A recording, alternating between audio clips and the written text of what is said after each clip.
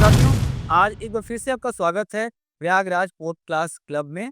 और आज हमारे साथ एक विशेष मेहमान है, डॉक्टर राकेश सिंह मौर्य जी, जो कि सांस रोग के सुपर स्पेशलिस्ट हैं और असिस्टेंट प्रोफेसर हैं सर्वप्राणी मेडिकल कॉलेज के। आज हम जानेंगे सांस संबंधित जो समस्याएं होती हैं, उनका निदान क्या होता है, और अगर मेडिकल फील्ड में कोई व्यक्ति जाना चाहता है तो किस वे में उसको प्रिपरेशन करनी चाहिए, क्या रास्ते होंगे? ये सारी बहुत सारी जानकारियों के साथ आज हम थोड़ा-सा व्यक्तिगत परिचय लेंगे डॉक्टर राकेश सिंह मौर्य जी का। बहुत-बहुत स्वागत है सर। हाँ। थैंक यू रुपेश जी और आपके दोस्तों को भी धन्यवाद। जैसा कि आप जानते हैं कि ये मेडिकल प्रिपरेशन, मेडिकल फील्ड थोड़ा मेहनत और लेबोरियस फील्ड है। जो भी व्यक्ति या जो भी बच्चा मेडिकल फील्ड में जाना चाहता है, उसको शुरू से ही उसकी प्रिपरेशन और पढ़ाई अच्छी होनी चाहिए। खासकर 9th, 10th, 11th, 12th, जहाँ तक हमारे टाइम तो 9th से ही वो सब्जेक्ट डिवाइड हो जाते थे कि बायोलॉजी लेना है या मैथ्स लेना है। तो बेसिकली मेडिकल फील्ड में जाने के लिए बायोलॉजी सब्जेक्ट का विषय का चयन करना, उसके बाद ही आप आगे मेडिकल की एग्ज़ाम दे सकते हैं। जो पहले तो कंबाइंड मेडिकल टेस्ट होता था सीपीएमटी के नाम से। अब वो चीज़ को सारे स्टेट का डिसॉल्व करके एक नीट बना दिया गया है। जी। तो जब आप 12th का एग्ज़ाम पास कर लेते हैं बायोलॉजी विषय से, तो आपको एक नीट की परीक्षा देनी। जब आप नीट में क्वालिफाइड हो जाते हैं, आपकी रैंक कंपटीशन में आ जाता है, तो उसके बाद ही आपको एमबीबीएस में दाखिला और आपकी जो डॉक्टर बनने की राह होती है, जर्नी होती है, वहीं से स्टार्ट है। लगभग क्या एक्सपेंसेस आ जाते हैं? क्योंकि अभी तक गाँवों में या मैक्सिमम गार्जियन में ये रहता है, अगर वो एमबीबीएस का सपना देख रहे हैं अगर, जी, तो बहुत सारे गार्जियन बच्चे खुद ही ये हिम्मत नहीं जुटा पाते, खास करके मध्यम वर्ग के फैमिली के जो लोग होते हैं या उससे भी नीचे वर्ग के जो लोग हों। ब बड़े वर्गों की तो बात ही छोड़ी, उनको फाइनेंशियल फ्रीडम रहती है, तो कुछ भी कर सकते हैं। लेकिन जो मिडिल वर्ग का परिवार है या जो उससे नीचे के जो परिवार है, अगर उस वर्ग का गार्जियन अगर इस फील्ड में अपने बच्चे को भेजने का विचार कर रहा है या बच्चा जाने का विचार कर रहा है, तो क्या इसमें जो लोगों का कहना होता है कि बहुत हैवी खर्चा है, हमारे अफोर्डेबल नहीं, उसके बारे में थोड़ा-सा मैं जानना चाहूँगा कि हमारे दर्शकों को आप बताएँ कि लगभग क्या एक मिडिल क्लास का फैमिली का बच्चा अगर वो इस फील्ड में जाना चाहें, तो कैसे जा सकता है? क्या ये रास्ता उनके लिए है या नहीं? हाँ, रुपेश जी, आपने बहुत बढ़िया सवाल पूछा जो है। ज़्यादातर लोगों के मन में ये भ्रांतियाँ हैं कि मेडिकल की जो पढ़ाई है, वो बहुत महँगी। तो मैं ये बताना चाहता हूँ आपके दर्शकों को कि इसकी पढ़ाई जो है, वो पढ़ाई नहीं महँगी, मेहनत ज़्यादा है। जी, इसमें पढ़ाई में ज़्यादा खर्च नहीं है। अगर आप का चयन हो जाता है एमबीबीएस में नीट के थ्रू, जी, तो जहाँ तक है कि 30-35 हज़ार सालाना फीस है। अच्छा, सरकारी स्कूल। जी, हो सकता है कि 5-7 हज़ार बढ़ गया हो, जी, तो 40 या 45 या 25 जो भी हो गया हो। जी, लेकिन 50 के तो नीचे ही है। जी, तो मोटा-मोटी ये मान लीजिए कि 30 से 40 हज़ार 1 साल का फीस है। और हॉस्टल का रहने का भी यही 6,000 7,000 सालाना खर्च है। अच्छा, तो इस हिसाब से देखा जाए तो बहुत ज़्यादा, पैसे के हिसाब से ज़्यादा महँगा नहीं है। मेहनत ज़रूर बहुत ज़्यादा है। जैसे कि आप जानते ही हैं, आप तो बहुत दिन से हम लोग जुड़े हुए हैं, जानते हैं आप जी। हम लोग भी मध्यम मध्यम क्या मध्यम से भी नीचे परिवार से हम लोग बिलॉन्ग करते हैं। तो हमारे पिताजी भी कृषक हैं, वो भी खेती करते थे। लेकिन उन्होंने भी मुझे पढ़ाया, मेहनत किया। जी, उनका जो है मेरे जीवन में बहुत ज़्यादा योगदान। जी, उन्होंने ही पहला पहल किया, कदम रखा जो है कि नहीं, डॉक्टर बनना है आपको, समाज की कुछ सेवा करना है। लोग जो है गाँव में आप जानते ही हैं, छोटी-सी बीमारी के इलाज के अभाव में लोग कितना ज़्यादा परेशान थे। तो उन्हीं सब चीज़ों से प्रेरणा लेके उन्होंने मुझे मेडिकल के लिए भेजा, डॉक्टरी पढ़ने के लिए, और ऊपर वाले की दया से, समाज के आशीर्वाद से सफल भी। तो गाँव में जैसा कि आपका जन्म एक विशे एकदम ऐसे गाँव में हुआ जहाँ आस-पास शायद विद्यालय की भी कोचिंग तो बहुत दूर की बात थी, विद्यालय भी बहुत अच्छे क्वालिटी के नहीं थे। तो जी। जानकारी कहाँ से मिली इसके जैसे कि आज हम आप दर्शकों को हम बता रहे हैं। लेकिन उस समय में आज तो बहुत सारी टेक्नोलॉजी आ गई है, मोबाइल आ गया है, इंटरनेट आ गया है। लोग बहुत सारी चीज़ें जान भी ले रहे हैं। उस समय आपको क्या कोई आपका पारिवारिक कोई बैकग्राउंड था? परिवार में कोई डॉक्टर था, रिलेशन में कोई डॉक्टर था? कैसे वो हिम्मत आप लोगों ने जुटाई कि हाँ, चलिए जैसे कि अभी भी वर्ग में लोगों में दिक्कत ये आ रही है कि बजट बहुत हैवी जाएगा, वो उसके लिए अफ़ोर्ड नहीं करता। तो उस वक़्त तो और भी जानकारियों का अभाव था, तो ये जानकारियाँ मिली कहाँ से आपको? इसका इंस्पिरेशन कहाँ से मिली आपको? जी, रितेश जी, आपने जो पूछा अच्छा सवाल पूछा। कि हम लोग का घर गाँव में है, जो ये शहर से लगभग 65-70 किलोमीटर दूर। जी, उस समय तो रोड भी नहीं थी, अभी तो हर जगह रोड अच्छी हो गई। जी। तो कनेक्टिविटी का भी बहुत साधन का बहुत अभाव था। जी। हम लोग पैदल जाते थे, कभी साइकिल से जाते थे 10-10 किलोमीटर दूर पढ़ने के लिए। जी। तो ये सब पहले की स्थितियाँ थी, अब तो काफ़ी बेटर हो गया है। जी। तो ये जो क्या कहते हैं कि जो संसाधन, जी, संसाधन का काफ़ी अभाव था।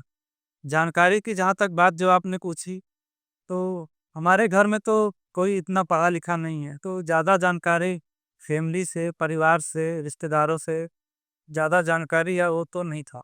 बट जब हम लोग 12 का एग्ज़ाम, 12वीं का एग्ज़ाम, इंटरमीडिएट का एग्ज़ाम जब पास हो गए, तो हमारे कुछ साथी थे, उन्होंने ही बताया कि इसके लिए एक सीपीएमटी या मेडिकल एंट्रेंस का एग्ज़ाम होता है, उसको देना पड़ता है, उसमें पास होने के बाद एमबीबीएस में दाखिला मिलता है। जी, तो हमको जानकारी वहीं से मिली। एक्चुअली मित्रों के माध्यम हाँ, बस दोस्तों के माध्यम से ही भी, जो कि काफ़ी देर हो चुका था। हम लोगों को बिल्कुल भी आइडिया नहीं था कि हाई स्कूल या इंटर में वही सवाल आते हैं, या हमें तो पहले ये समझ में आता था कि बीएससी कर लेंगे तब होगा। हाँ, अभी भी जनरली ग्रेजुएशन कर लेंगे उसके बाद ये सब होगा। लोगों को ये रहता है कि पहले इंटर कर लिए अब क्या करें चलो किसी कर लेते हैं, अगर बहुत ज़्यादा नॉलेज होगा चलो बीकॉम कर लेते हैं। उसके बाद ही अगली पढ़ाई हमारी हो। एक मतलब पैटर्न चलता है, अभी भी चल रहा है। इंटर के बाद बीए, बीएससी उसके बाद एमए फिर आगे पढ़ाई खत्म, फिर नौकरी करें। हाँ, सही सही कह रहे हैं रुपेश जी आप, क्योंकि ऐसे ही पैटर्न है गाँव में। अब जानकारी का अभाव है। जी, ये जो एमबीबीएस में दाखिला है वो ग्रेजुएशन के बाद नहीं बल्कि इंटरमीडिएट के बाद ही होगा। जी, लेकिन उसके लिए आप एक बेसिक क्वालिफिकेशन टेस्ट जो है वो पास करना पड़े। जी। तो तैयारी आपने किसी कोचिंग संस्थान से किया, शहर के गाँव से बाहर निकल के आपने तैयारियाँ किया? जी, रुपेश जी, शुरू में तो मैं इलाहाबाद आया था कोचिंग करने, 1 साल हमने यहाँ पे कोचिंग भी किया था। अच्छा, उसके बाद हमने सेल्फ सिलेक्शन नहीं हुआ, चयन ना होने के बाद सेल्फ स्टडी हमने खुद ही किया।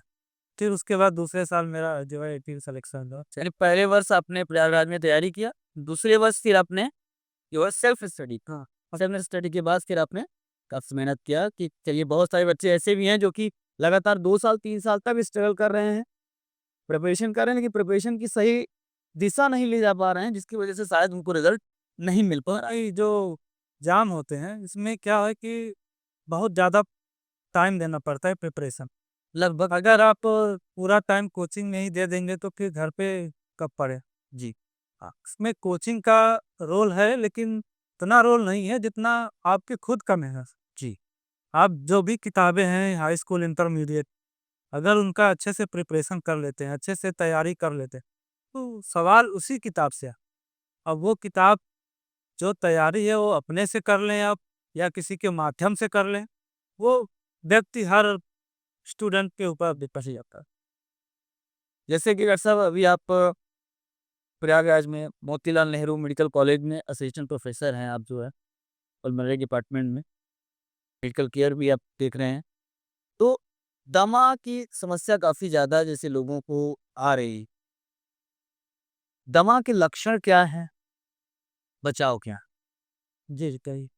ये एक सामाजिक सवाल आपने पूछा जो है जागरूकता के लिए। जी, जागरूक जी, हमारा जी, मैं आपको आभार व्यक्त करता हूँ। जी, क्योंकि जो साँस संबंधी जो बीमारी है, उसमें सबसे ज़्यादा जो नंबर है या संख्या है, वो दमा का है। जी, तो दमा के बारे में मैं ज़्यादा नहीं समय लूँगा आपका, 2 मिनट बताऊँगा कि दमा क्या है, कैसे होता है, इसका इलाज क्या है, इससे कैसे बचाव करें। ये सब चीज़ें जो बेसिक-बेसिक 3-4 बातें हैं, इस पे हम लोग बात करेंगे। तो दमा जो है ज़्यादातर 40 साल की उम्र जो पार कर लेते हैं व्यक्ति, ज़्यादातर उन्हीं में। जी। जो धूम्रपान करते हैं उनको होता है, या जिनको इन्फेक्शन बार-बार चेस्ट में होता है, जिसमें टीबी भी शामिल है। ऐसे व्यक्ति को दमा होने का चांस ज़्यादा है। या जो व्यक्ति किसी फैक्ट्री में धुएँ वाले या प्रदूषण वाले कंपनी में काम करते हैं, उनको भी दमा होने का चांस ज़्यादा है। उसमें होता क्या है कि खाँसी आती है, साँस फूलता है, सीने में जकड़न रहती है, कभी-कभी सीने से साँय-साँय की आवाज़ आती है साँस लेने पे। ये सब चीज़ें होती। किसी-किसी को थकावट होती। ये एक मोटा-मोटी लक्षण हो। तो जब इन लक्षणों को लेके आप डॉक्टर के पास जाते हो, तो डॉक्टर आपको कुछ 1-2 टेस्ट करते हैं, जिसको पल्मोनरी फंक्शन टेस्ट या पीएफटी बोलते हैं। हो सकता है एक्स-रे भी कर लें या 1 आध 2 खून की जाँच कर। जी। इन सब लक्षणों के आधार पे पता चलता है कि आपको दमा है। तो दमा में क्या करते हैं, बेसिकली इन्हेलर की दवाई चलती, जो खींचने वाली दवाई पंप कहते हैं, कुछ लोग कैप्सूल कहते हैं। तो मोटा-मोटी उसको इन्हेलर समझ लीजिए आप। जी, वो चलता है। तो बीच-बीच में आपको आके डॉक्टर से अपने कंप्यूटर वाली जो फेफड़े की जाँच है कि वो करवाते रहना चाहिए कि हमारा दमा कंट्रोल में है, बिगड़ रहा है, बढ़ रहा है या रुका हुआ है या ठीक हो रहा है। ये बीच-बीच में सलाह लेते रहना और अपनी पंप की दवाई नियमित रूप से करते रहना। टीवी के बारे में भी बहुत ज़्यादा टेलीविज़न पे भी ऐड आता है। हम थिएटर में जाते हैं तो वहाँ भी ऐड आता रहता है और हर वर्ष आई थिंक भारत में बहुत सारे ऐसे पेशेंट हैं जिनकी टीवी से डेथ हो जा रही। अब चूँकि आप एक मल्टी स्पेशलिस्ट है, सुपर स्पेशलिस्ट इस पर्टिकुलर डिज़ीज़ के, तो मैं चाहूँगा कि थोड़ा-सा कुछ प्रकाश डालें टीवी की बीमारी, उसके लक्षण और उसके बचाव के बारे में। हमारे दर्शकों को भी शायद इसके बारे में जानकारी अच्छी मिलेगी और सौभाग्य है कि आप जैसे लोगों का समय मिला हुआ है, तो दर्शक भी कम से कम हमारे उसके बारे में जान पाएँगे। जी, रिपे टीबी एक संक्रमण वाली बीमारी है, जो कि एक व्यक्ति से दूसरे व्यक्ति में फैलती है। तो जो टीबी की बीमारी है, वो खाँसने-छींकने से फैलती है। जैसे किसी ने खाँसी किया, अगर उस व्यक्ति को टीबी है, तो उस व्यक्ति के जो टीबी वाले कीटाणु वो हवा में आ जाते हैं। वही व्यक्ति अगर उस व्यक्ति के संपर्क में आता है, तो जब वो खाँसेगा तो यहाँ मान लीजिए एक टीबी का कीटाणु आ गया, तो वो दूसरा व्यक्ति जब साँस लेगा, तो उसके फेफड़े में चला और जाके उसको इन्फेक्शन कर देगा। तो उस व्यक्ति को भी टीबी होने की संभावना बढ़ गया।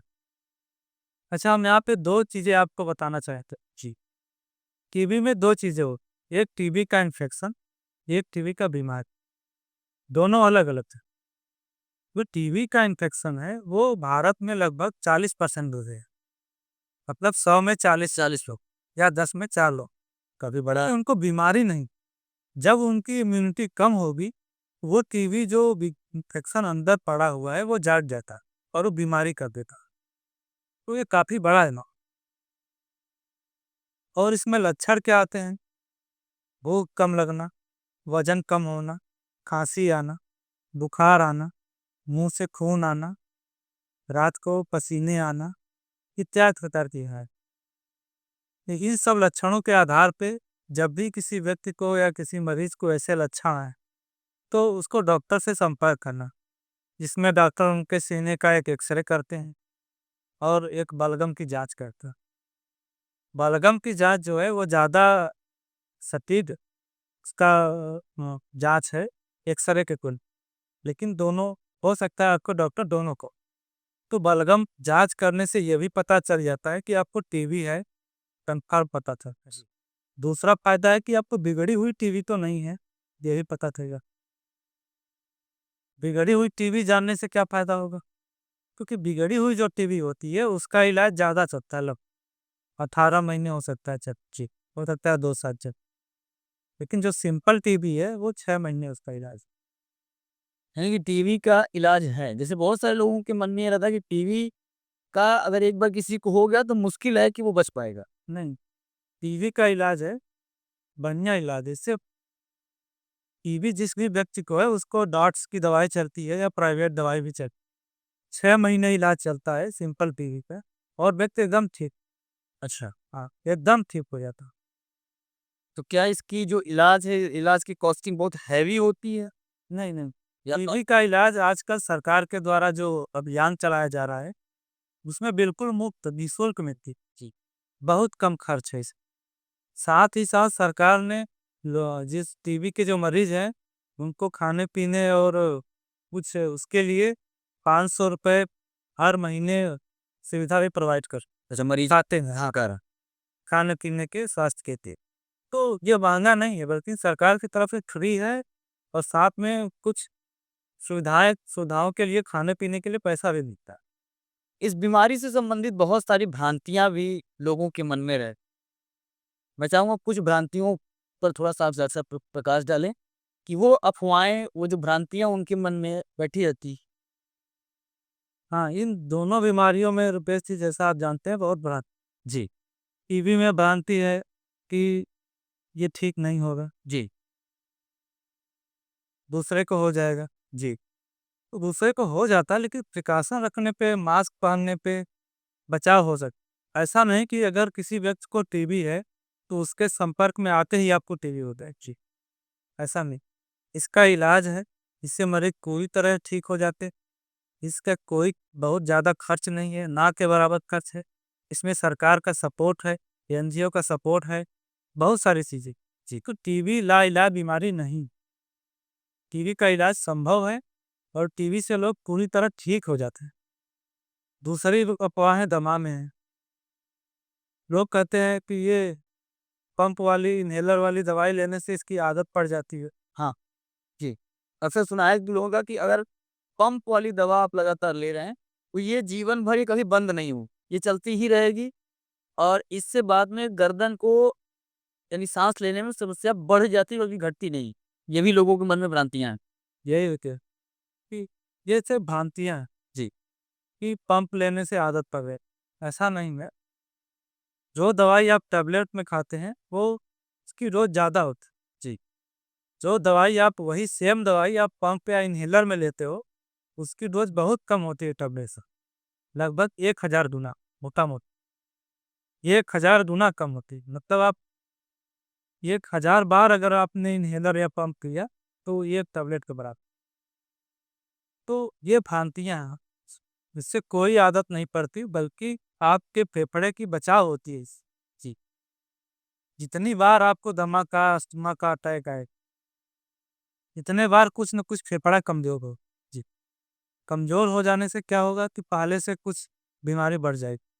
इसलिए डॉक्टर हमेशा कहते हैं कि पंप या इन्हेलर की दवाई रेगुलर लेनी, ताकि वो अटैक ना आए। अटैक नहीं आएगा तो लंग्स जो फेफड़े आपके वो बचे रहें। फेफड़े बचे रहेंगे तो कमज़ोर नहीं होंगे दवाई, वो बार-बार अटैक से। तो आपकी नॉर्मल लाइफ़ अच्छे से चलती रहेगी। डॉक्टर साहब जैसे चूँकि आप खुद ही एक नॉर्मल फैमिली से निकल के आए हैं और धीरे-धीरे आप यहाँ तक की इस पोज़ीशन पे आप पहुँचे। तो आज की डेट में जैसे पेशेंट की भी कैटेगरी अब बीमारी तो हर एक व्यक्ति को हो सकती है। चाहे वो एकदम बहुत ज़्यादा गरीब हो, चाहे वो मध्यम वर्ग का हो, चाहे वो बहुत ही अमीर व्यक्ति है। बीमारी आने से पहले ये नहीं देखती कि कोई व्यक्ति गरीब है या मध्यम वर्ग का है या बहुत अमीर है। तो आपके पास जो पेशेंट आते हैं, वो ये हर वर्ग के आते हैं। जी।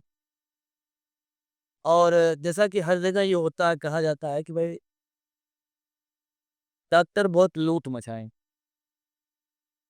बहुत ज़्यादा लूट हो रही है। पेशेंट को अनावश्यक जाँच लिख दी जाती है, अनावश्यक दवाइयाँ लिख दी जाती हैं। इस चीज़ को आप कैसे देखते हैं और कैसे टैकल करते हैं कि जब आपके पास एक बहुत ही मतलब अ, धनाढ्य वर्ग का व्यक्ति आता है और एक बहुत ही कमज़ोर वर्ग का व्यक्ति आता है? जी, रुपेश जी, ये जो आप थोड़ा-सा कहा टेक्निकल कि क्वेश्चन है। बीमारी जो है वो गरीबी और अमीरी देख के नहीं है। जी, तो इलाज भी वैसा ही है, जी, क्योंकि वो दवाएँ जो अमीर व्यक्ति के लिए इस बीमारी में दी जाएगी या काम करेगी, वही गरीब व्यक्ति के लिए भी कर जी, इसमें कोई दो राय नहीं। तो इलाज तो दोनों कैटेगरी के, दोनों ही ग्रुप के व्यक्ति का सेम है, सेम। बस जो डिफरेंस वो फाइनेंस का। जी, तो इसमें करना कुछ बहुत नहीं है। हम जो भी मरीज़ हमारे पास आते हैं, मैं तो कोशिश करता हूँ कम से कम दवाइयाँ जी, 2 दवाई, 3 दवाई, कभी-कभी 1 ही दवाई से काम जी।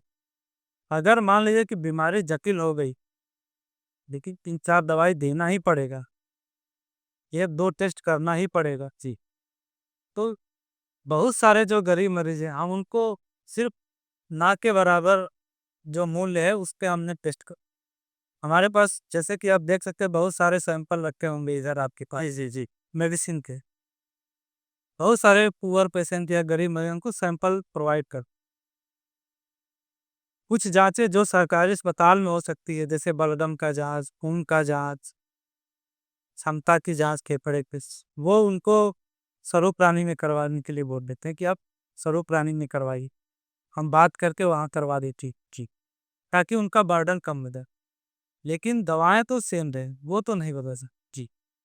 साथ ही सरकार का स्कीम भी चलता है, जैसा कि आप जानते हैं सरकारी अस्पतालों में बहुत सारी जाँचें कम दाम में रियायत में या बहुत सारी जाँचें फ्री हो रही हैं, बहुत सारी दवाएँ भी मिल रही हैं वहाँ भी, जो भी जिला अस्पताल या जो भी है, तो वहाँ से उनको कुछ सहायता मिल जाती।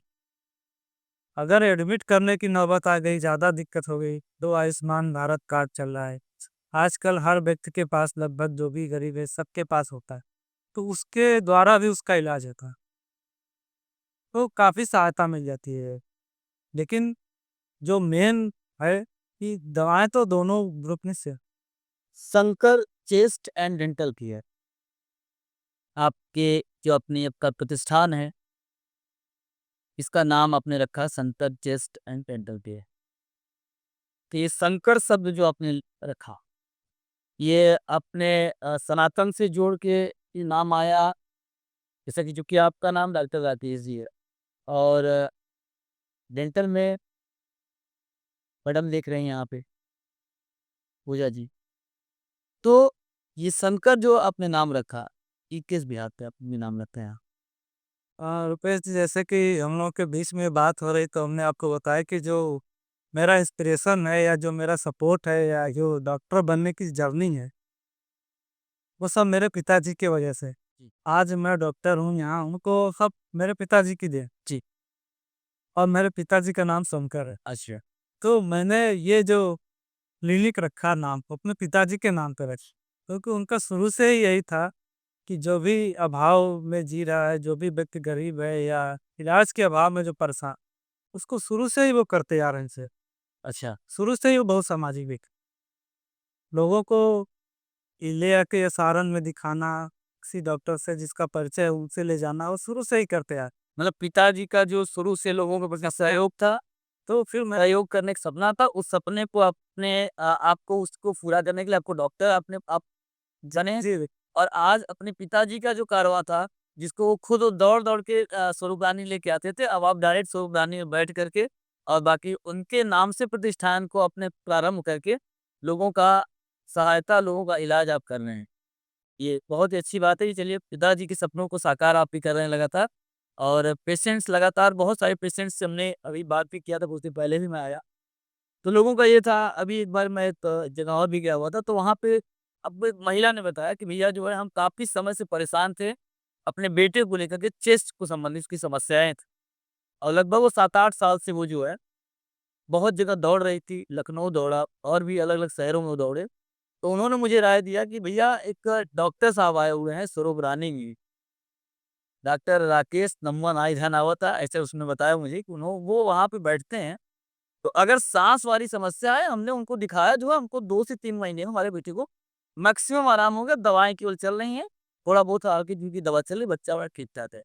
तो ये बड़ा सुनने में काफ़ी अच्छा लगा और उसके बाद मैं खुद भी टेस्टिंग के लिए अपनी बड़ी मम्मी को लेके आया आपके यहाँ, जी, जी। वहीं से हमारी अब मुलाकात हुई और उनको भी काफ़ी रिलीफ़ हो गया, क्योंकि वो भी लगभग शायद जब से मेरा जन्म नहीं हुआ था, तब से वो इस समस्या से जूझ रही थी और फिर उसके बाद आपके यहाँ उनका ट्रीटमेंट कराना शुरू किया।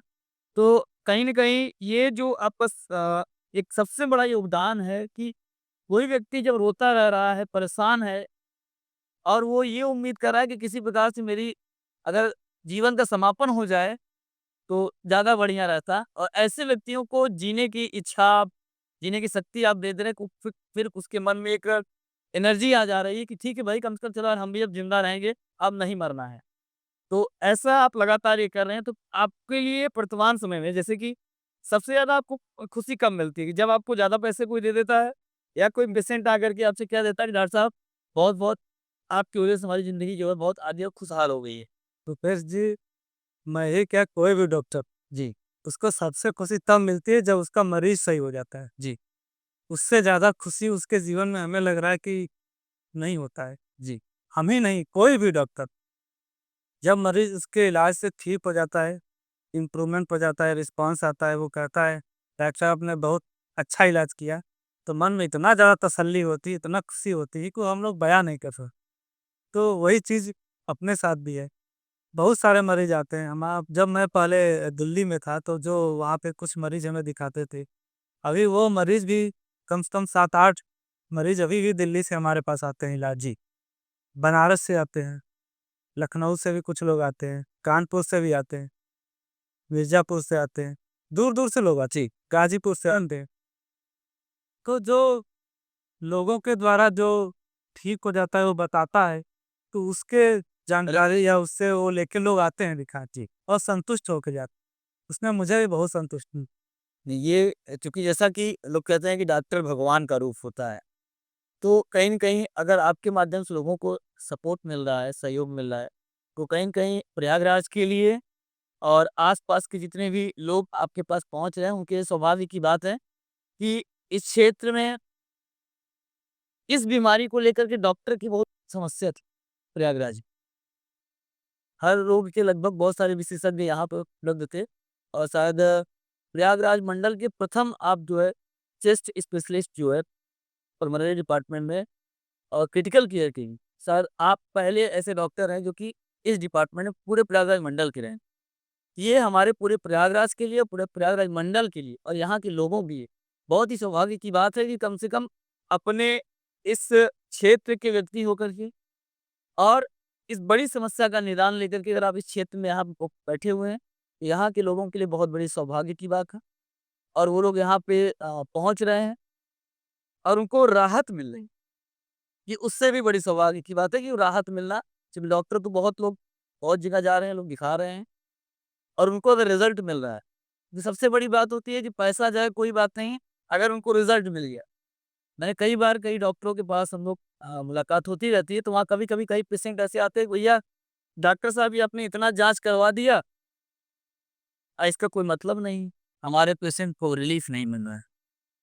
ये सब जनता का और आप लोगों का आशीर्वाद है, ऊपर वाले की मेहरबानी से सब हो रहा है। नहीं, बहुत ही बढ़िया। डॉक्टर साहब और कुछ दर्शकों को इसके बारे में कुछ और आप बताना चाहें, इस particular Shankar chest and dental care के बारे में? 2 शब्द मैं चाहूँगा कि इसके बारे में थोड़ा-सा आप ब्रीफ़ करें। तो आपके दर्शकों को रुपेश जी बताना चाहता हूँ, ये Shankar chest and dental care, ये हमने अपने पिताजी के नाम से खोला है, उनसे प्रेरणा लेके, उत्साहित होके। उन्होंने ही हमें इसका मार्गदर्शन दिया, क्योंकि वो शुरू से ही इसे सेवा करते आ रहे हैं। तो कि उन्हों से ही ये प्रेरणा लेके हम लोगों ने ये एक संस्थान खोला है, जिसमें हर वर्ग के लोगों को कम से कम खर्च में अच्छा इलाज देने का हम लोगों का ये जो लक्ष्य है। किन-किन बीमारियों का इलाज है, क्या-क्या सुविधाएँ हैं? यहाँ पे सांस संबंधी सभी प्रकार के बीमारियों का इलाज होता है, जैसे सांस फूलना, खांसी आना, दमा, टीबी, कैंसर, फेफड़े में पानी आना, मुंह से खून आना, फेफड़े सिकुड़ना, आईएलवी, खर्राटे, ओएसए, कई प्रकार के जितने भी सांस संबंधी बीमारियां हैं, सबका यहाँ पे इलाज होता है। कम से कम दाम में अच्छा इलाज होता है। कहाँ पर स्थित है ये हमारे दर्शकों? ये हमारा जो संस्थान है, ये Shankar chest and dental care Prayagraj में पार्वती हॉस्पिटल के पास में स्थित है, वो जॉर्ज टाउन में। अगर किसी व्यक्ति को कांटेक्ट करना हो तो हम लोगों ने एक हेल्पलाइन नंबर भी जारी किया है, जिसका नंबर है 9250-240-640। तो आप इस नंबर पे फ़ोन करके भी अ, अपने सुझाव का जानकारी ले सकते बहुत-बहुत धन्यवाद डॉक्टर साहब।